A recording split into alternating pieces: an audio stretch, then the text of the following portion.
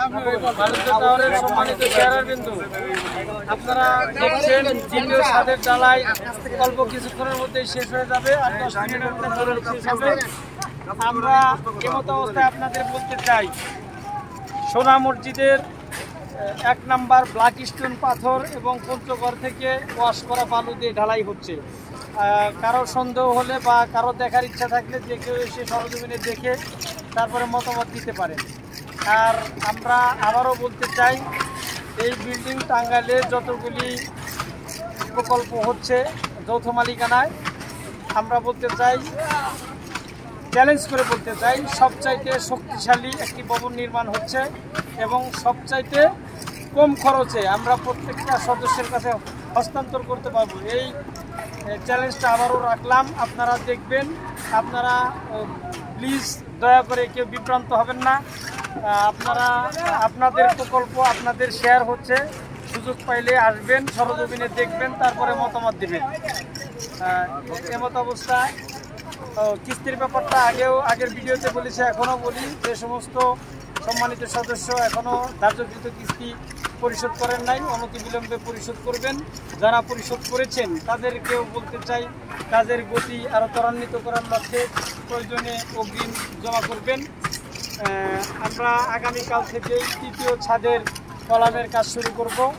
অব্যাহতভাবে কাজ চলতে থাকবে, গতি প্রয়োজনে বাড়বে, গতি কমানোর সুযোগ নাই। এই ছাদটা একটু দেরিতে ঢালাই হলো, তার কারণ হলো ঈদের লম্বা একটা বন্ধ গেছে, প্রায় 18 থেকে 20 দিন আমাদের শ্রমিকরা কাজে আসে নাই।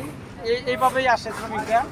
আর এখন যেহেতু সামনে আর কোনো বন্ধ নাই, আমরা দ্রুততম সময়ের মধ্যে, অর্থাৎ 40 থেকে 45 দিনের মধ্যে আমরা তৃতীয় ছাদটা শেষ করব।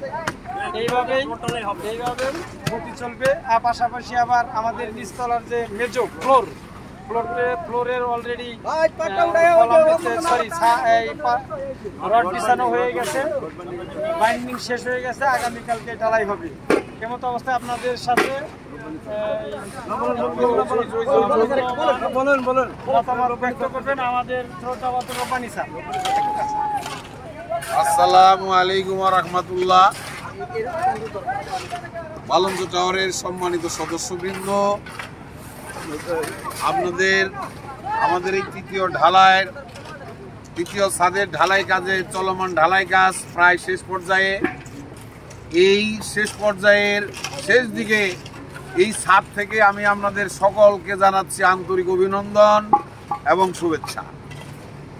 যাই হোক, আমাদের সভাপতি সাহেব অনেক কথাই বলেছেন। সম্মানিত সভাপতি সাহেব, আমি ওনার সকল কথার সাথে একমত পোষণ করছি এবং সাথে সাথে আপনাদের সকলকেই বিনীতভাবে অনুরোধ করছি যে আমরা এখানে 72 জন মানুষ একত্র হয়ে কাজ শুরু করেছি।